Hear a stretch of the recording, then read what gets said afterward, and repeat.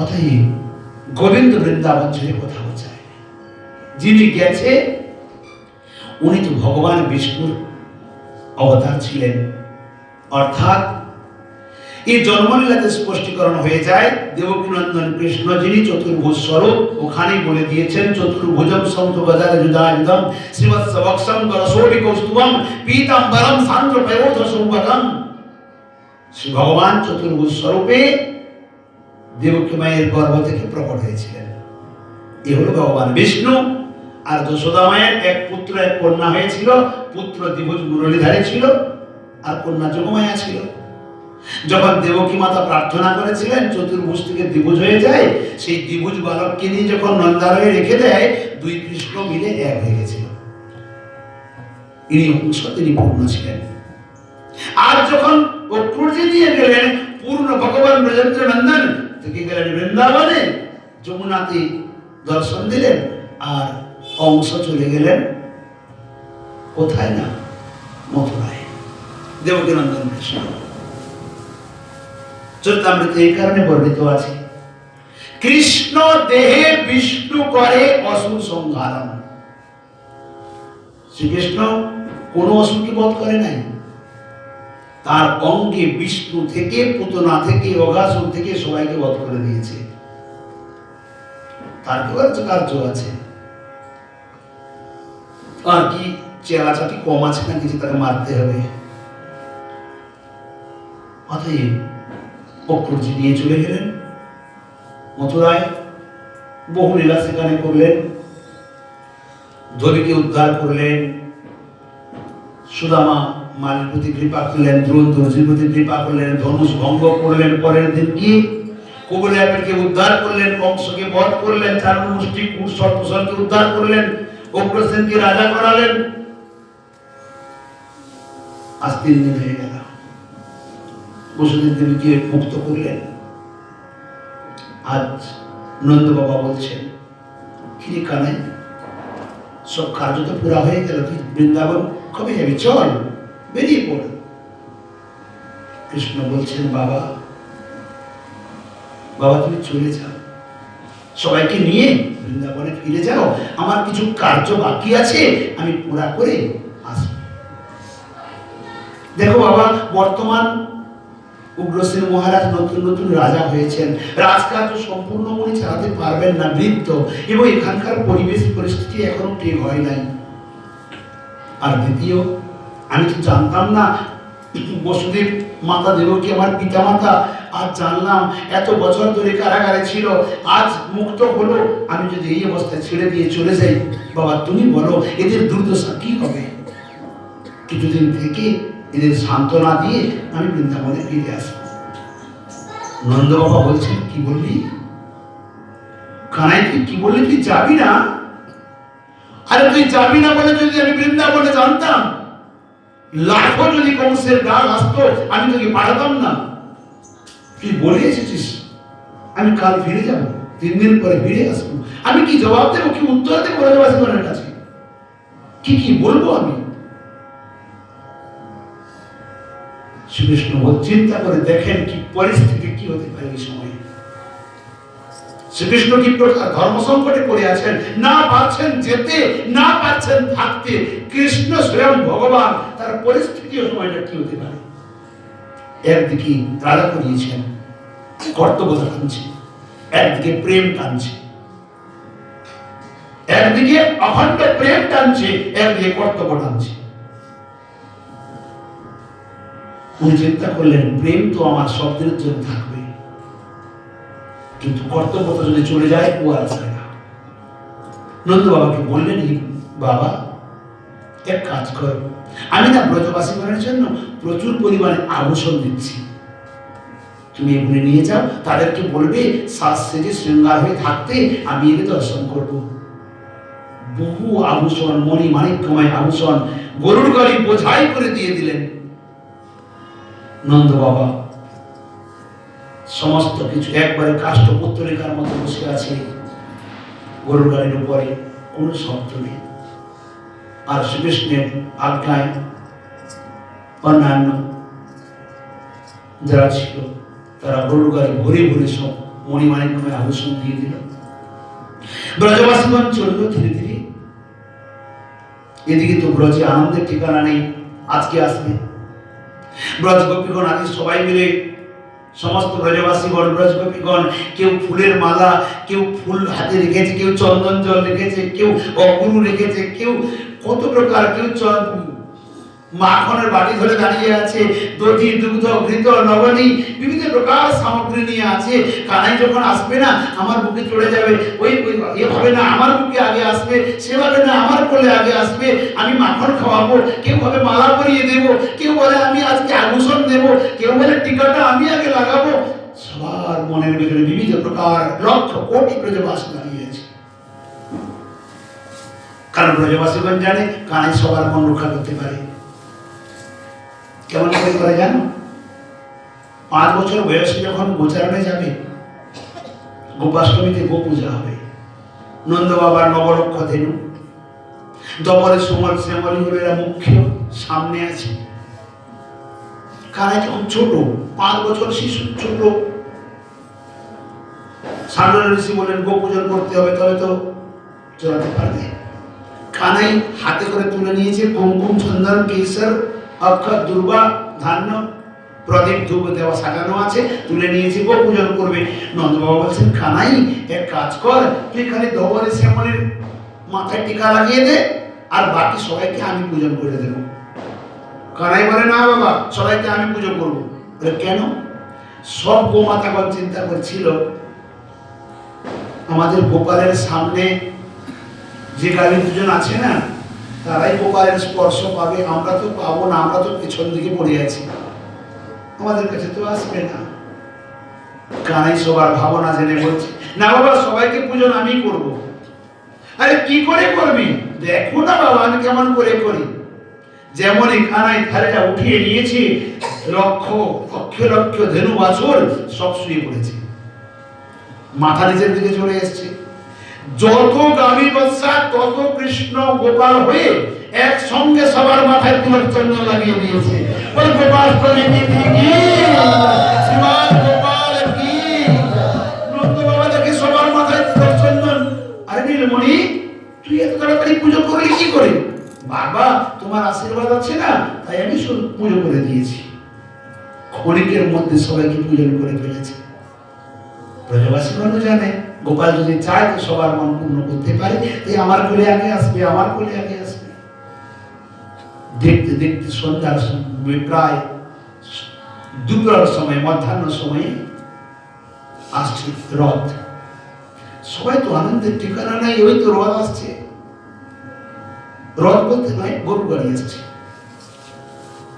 যত কাছের দিকে আসে ব্রজবাসীগণ তো ভয় হয়, কারণ কৃষ্ণের সভাগণ কোনোদিন চুপ থাকে না। তারা কানের সঙ্গে যখন থাকে না, আনন্দে কীর্তন করতে থাকে, যে কানাইয়া লাল কি, বড় আনন্দ করে। কিন্তু আজ থেকে সব চুপচাপ। ব্রজবাব গোপীগণের সবাই হৃদয় যেন ভয়ে কাঁপতে আছে, এত শান্ত কেন? ধীরে ধীরে রথ এলো। নন্দ বাবা রথ থেকে নামলেন, যশোমতী মা দৌড়ে চলে গেছেন, মহারাজ আমার নীলমণি কই? ব্রজবাসী বলছেন আমাদের কানাই কই? শোনা মাত্রই নন্দ বাবা মস্তক নিচের দিকে করে ঝড় ঝড় মেয়নি কান্না করতে আছেন। ব্রজবাসীগণ বলছে আমাদের প্রাণবল্লভ আসে নাই, হাত থেকে সমগ্র আভূষণ, সমগ্র উপহার সামগ্রী নিচে পড়ে গেছে। হা কেশব, হা কৃষ্ণ, হে শ্যাম সুন্দর করে ব্রজবাসীগণ চিৎকার করে মস্তকে করাঘাত করে মাটিতে আছাড় খেয়ে পড়ে গেছে, মূর্ছিত হয়ে গেছে। সম্পূর্ণ বৃন্দাবনে আজ সুখের ছায়ায় পরিপূর্ণ। সারা দিন কেটে যায়, সবাই হাহুতাশ করে ক্রন্দন, চতুর্দিক করে ক্রন্দনের ধ্বনি। যারা জ্ঞানের অজ্ঞানে আছে তারা ক্রন্দন করছে, আর যারা অজ্ঞান হয়ে গেছে তারা তো মূর্ছিত হয়ে গেছে। এই প্রকার সম্পূর্ণ দিন কেটে যায়। বৈকালীয় সময়ে, সূর্যাস্তের সময়ে নন্দ বাবা বলছেন হে ব্রজবাসীগণ, আমার একটি কথা শুনবে? আমি একটি কথা বলছি, সবাই শোনো। আমার কৃষ্ণ না কোনদিন মিথ্যা কথা বলে না। ওর ওখানে কিছু কার্য আছে, তাই ও আসতে পারেনি। ও বলেছে, বাবা তুমি যাও, আমি এখানে এই কার্যগুলি সমাধান করে আমি চলে আসবো অল্প দিনের মধ্যে। তাই আমার কানে মিথ্যা কথা কখনো বলে না। আর জানো হে ব্রজবাসী গণ, তোমাদের জন্য না দেখো কত আভূষণ দিয়েছে। দেখো তোমরা এই আভূষণ পরিধান করে সুন্দর করে শৃঙ্গারে সেজে গুজে দেখো, আমার প্রাণ কবি গোপাল এলে না তোমাদেরকে দেখবে বলেছে। ব্রজবাসী গণ বলছে, কি বললে? আভূষণ দিয়েছে? হে নন্দ বাবা, ব্যবসা করতে করতে, দধি দুগ্ধের ব্যবসা করতে করতে পুত্র ব্যবসা করে দিয়ে চলে এলে। আরে মথুরার হাটে গোপালকে বিক্রি করে আভূষণ নিয়ে চলে এসেছো। ওখানে আগুন ছিল না আমাদের পুড়িয়ে মারার জন্য, আমাদের প্রাণে বধ করার জন্য বিষ ছিল না? কি হবে এগুলি? নন্দ বাবা, তোমার ধন সম্পত্তির কমি আছে, নিয়ে যাও, তোমার ভান্ডারে ভরে দাও। আমাদের তো একমাত্র পরম সম্পদ ছিল, পরম ধন ছিল আমাদের প্রাণ গোবিন্দ। গোবিন্দ ব্যতিরেকে তো আমরা আমাদের সর্বস্ব হারা হয়ে গেছে। নন্দ বাবা বললেন, দেখো এই আলোচনা দিয়ে আমার তাকাও না। জানো আমার আমার নীলমণি নিজের হাতে আভূষণগুলি উঠিয়ে দিয়েছে, ওর স্পর্শ লেগে আছে এর সঙ্গে। একবার দেখো। যেমনই ব্রজবাসীগণ তাকিয়েছে, দেখে তো ওই আভূষণের মধ্যে গোবিন্দের মুখারবিন্দ দেখা যায়। প্রত্যেকটি আভূষণের মধ্যে দৌড়ে গিয়ে ব্রজবাসীগণ, ওই তো আমার প্রাণবল্লভ বলে একটি একটি আভূষণ নিয়ে বুকে জড়িয়ে ধরে দৌড়ে পালিয়ে যায়। আমি দেবো, আমি কাউকে দেবো না, আমার গোবিন্দ কাউকে দেবো না। ও আভূষণ দেখতে পায় না, ও তো গোবিন্দ দেখতে পাচ্ছে। প্রেমের রীতি এই প্রকার, যাহা যাহা নেত্র পড়ে তাহা কৃষ্ণ স্ফুরে। ব্রজগোপীগণ ওই আভূষণগুলি নিয়ে, আমার প্রাণবল্লভের ছোঁয়া লেগে আছে, তাই ও নিজে হাতে করে দিয়েছে, বুকে জড়িয়ে দিয়েছে। ধীরে ধীরে সন্ধ্যা হয়ে গেল। ব্রজবাসীগণ নিজ নিজ গৃহে গেল। নন্দ বাবা যশোমতী মাও চলে গেলেন নন্দালয়ে। ওই দিন থেকে আর কোনো ব্রজগোপী ঘরে ফিরে যায়নি। যমুনা কিনারে কুঞ্জ কুটিরে তারা নিবাস করতে লাগলো, কারণ প্রতিজ্ঞা করেছিল প্রাণ গোবিন্দ যে পর্যন্ত ফিরে না আসবে আমরা আর ঘরে যাব না। আর যায়নি। গোবিন্দ কেন স্বীকার করে নিয়েছিল না, এরা যদি ঘরে মত চলে যায় না, হয়তো এদের সংসার বন্ধন আবার হয়ে যেতে পারে। দেখেন গোবিন্দের কৃপা কি প্রকার, প্রেম কাকে বলে দেখো। অতঃপর ব্রজমণ্ডলী আর কোনদিন আনন্দের ধ্বনি হয়নি। ওই দিন থেকে ব্রজমণ্ডলী দধিমন্থনের ধ্বনি শোনা যায়নি। ওই দিন থেকে কোকিল আর কুহু কুহু তানে ডাকে না, ময়ূর পেখম ধরে নৃত্য করে না, গাড়ি বাছুর আর গোঠে চলে না, যমুনায় জল আর চলে না। এমন পরিস্থিতি। পদকর্তা গোবিন্দ দাস বড় সুন্দর লিখেছেন, নন্দকুল চন্দ্র বিনা বৃন্দাবন অন্ধকার। সম্পূর্ণ বৃন্দাবন অন্ধকার হয়ে গেছে। এদিকে মথুরায় কৃষ্ণ বলরামের গুরুকুলে পঠানো হলো। এই যজ্ঞ সংস্কার হয়ে গেল। শান্তিপুরী মুনির আশ্রমে পাঠিয়ে দিলেন, যেখানে মাত্র 24 ঘন্টার মধ্যে 64 কলা বিদ্যায় কৃষ্ণ বলরাম আহরণ করে নিলেন। অহরাত্র তৎপশ্চাৎ 3 মাস ছিলেন। সুদামা বিপ্রের সঙ্গে মিত্রতা হল, এক সখা পেয়ে গেলেন কৃষ্ণ। দক্ষিণাতে গুরুদেবকে গুরুপুত্র আনয়ন করে দিলেন। সংখ্যাসুরকে বধ করে 5 জন শঙ্খ লাভ করলেন। কৃষ্ণ বলরাম তৎপশ্চাৎ চলে এলেন মথুরায়। এদিকে মথুরায় বড় বিচিত্র ঘটনা ঘটল। যবে থেকে কৃষ্ণ মথুরায় এসেছে না, আজ 1 বছর হয়ে গেল,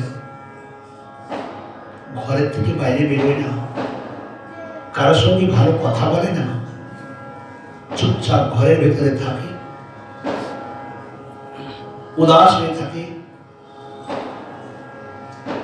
কেন? আজ মাতা দেবকী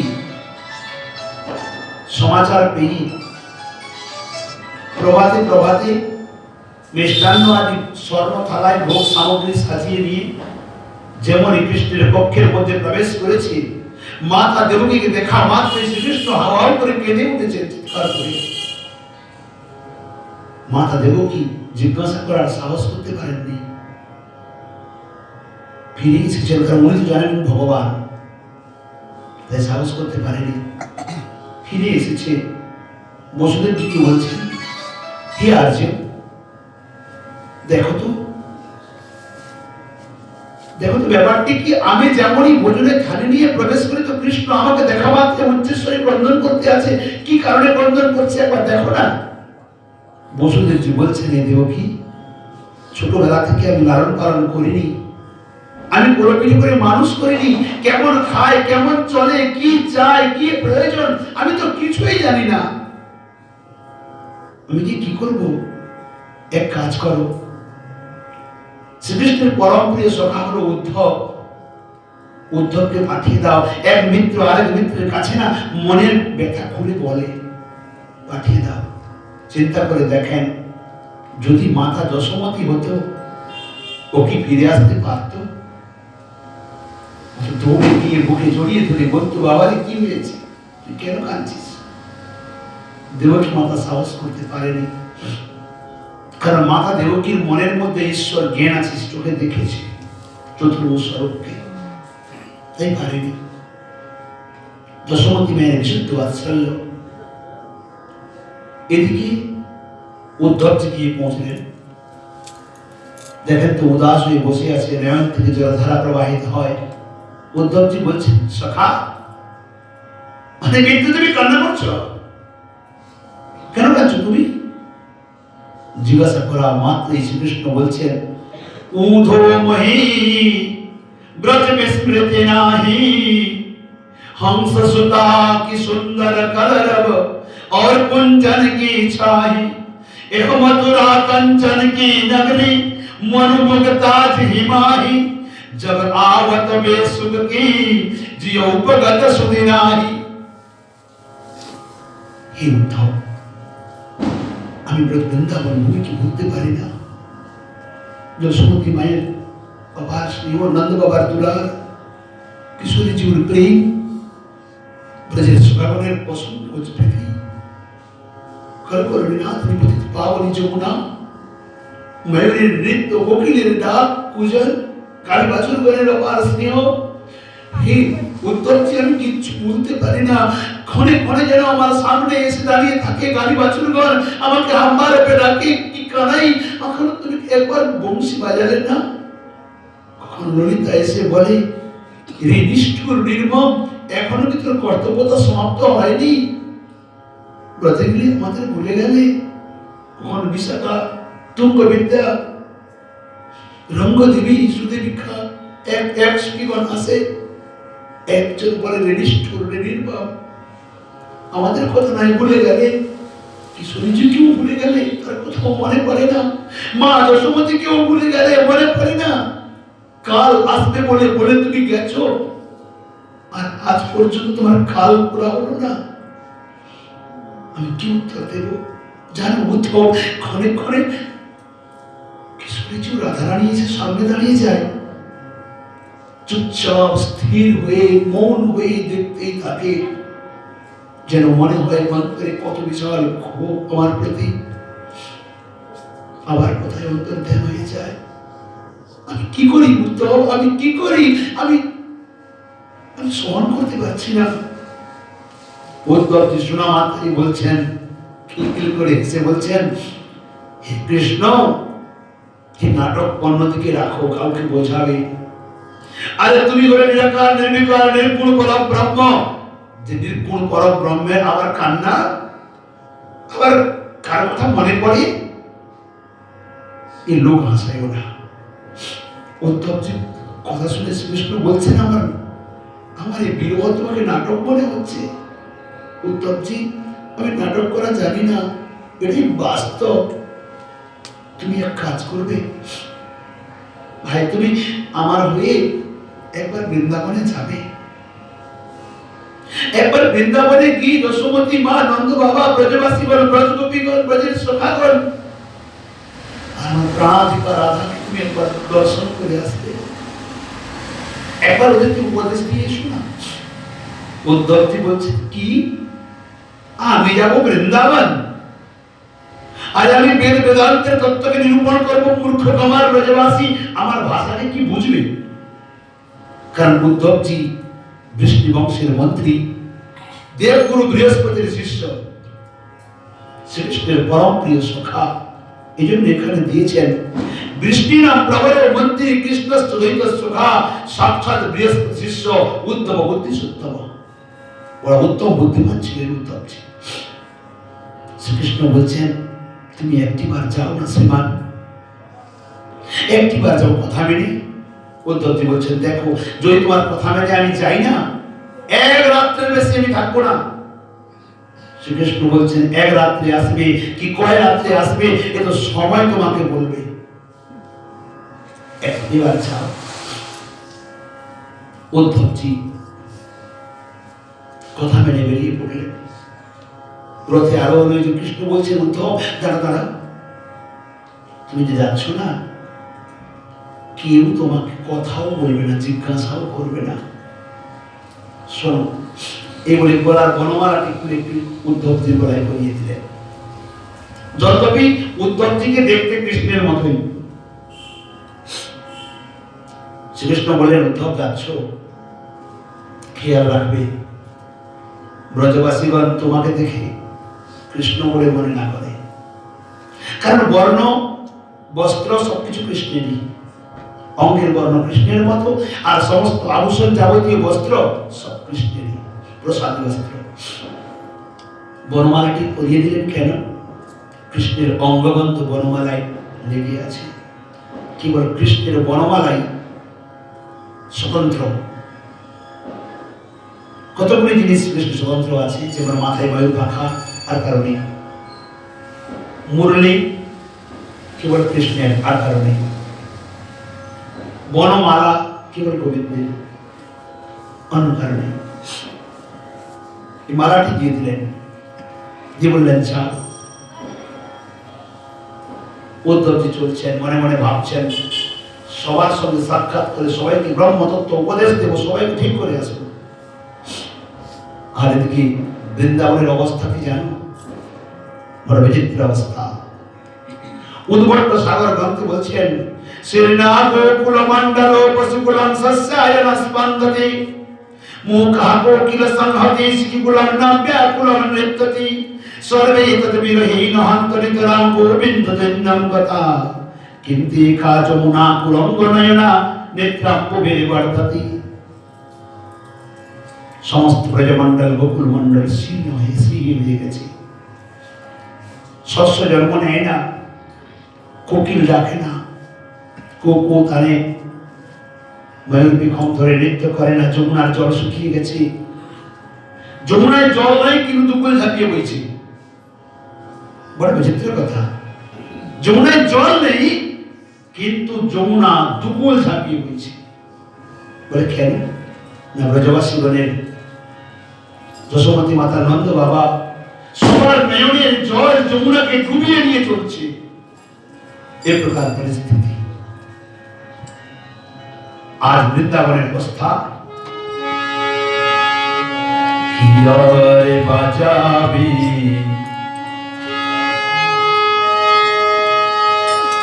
কিয়ারে বাজাবি বাঁশি, শ্যাম ব্রজ নারী গো, শ্যাম ব্রজনা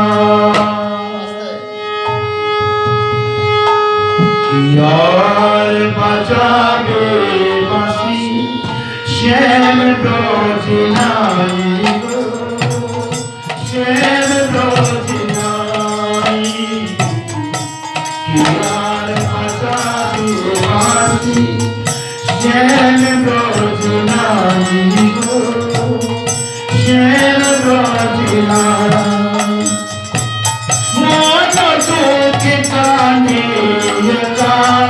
বিনোদিনী রানী গো বিনোদিনী রানী আর মন চোখে কানে একা বিনোদিনী রানী গো বিনোদিনী রানী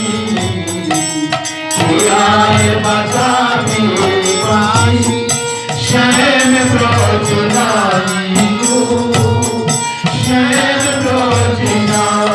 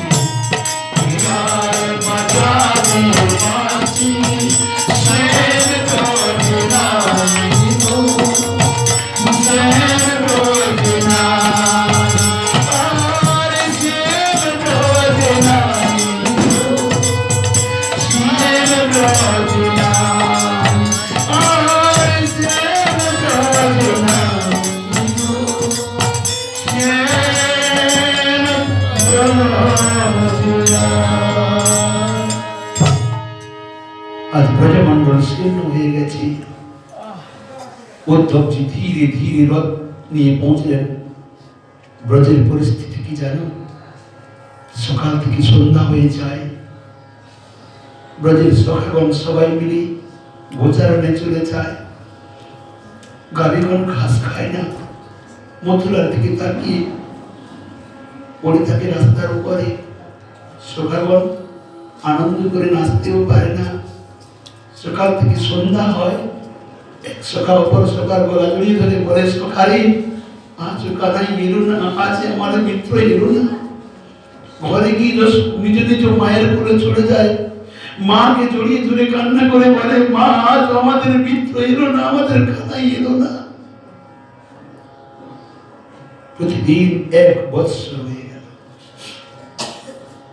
আজ সকাল থেকে বসে আছে, অকস্মাৎ দেখে না পথ করে পতাকা উড়তে উড়তে একটি রথ আসছে, রথের চক্রের শব্দ শুনতে পাচ্ছে। সকালের মনোরূপী ময়ূর নৃত্য করতে লাগলো, গাড়ি বাছুর যে পড়েছিল রাস্তায় সব উঠে পড়েছে, পুচ্ছ উপর দিয়ে করে দৌড় দিয়েছে রথের দিকে। আকাশে পক্ষীগণ দৌড়তে লাগলো, গাছে বানরগুলি উদ্দণ্ড নাচতে লাগলো, ওই তো আমাদের শ্রীকৃষ্ণ আসছে, রথ আসছে। রথে করে গেছিল না, সুখাগণ সবাই মিলে দৌড়ে চলে গেছে রথের কাছে। উদ্ধবজি থেকে নামলেন, বলছেন, হে ব্রজবাসীগণ প্রণাম। সুখাগণ বলছেন, সুখা মধুমঙ্গল সুদাম সুদাম দাম বসুদাম, এ আমাদের কানাই নয় রে, অন্য কেউ হবে। আমাদের মিত্র, আমাদের প্রাণ সুখা যদি হতো না, ওর লাভ দিয়ে আমাদের বুকে চড়ে যেত। এ তো অন্য কেউ হবে, এ আমাদের সুখা নয়। উদ্ধবজি বলছেন, দেখো বাস্তবিক আমি তোমাদের কৃষ্ণ নয়, আমি বিষ্ণু বংশের মন্ত্রী, শ্রীকৃষ্ণের পরম প্রিয় সখা নাম আমার উদ্ধব। শ্রীকৃষ্ণ আমাকে পাঠিয়েছেন। রাজমন্ত্রী শব্দ তো রাজার মতোই হবে, ওর ভিতরে প্রেম থাকবে নাকি? উনি পাঠিয়েছে আমাকে সমতিমা নন্দ বাবা ব্রজবাসী সবার সঙ্গে সাক্ষাৎ করার জন্য। বলছেন, উদ্ধব কি দেখতে এসেছো? আমাদের তো পরম সম্পদ, পরম ধন ছিল গোবিন্দ। গোবিন্দ চলে যেতে মৃত শরীরগুলি পড়ে আছে, প্রাণবিহীন শরীরগুলি পড়ে আছে। কি দেখতে এসেছো এখানে? প্রাণীর শরীরগুলি এখানে পড়ে আছে, কিছু না।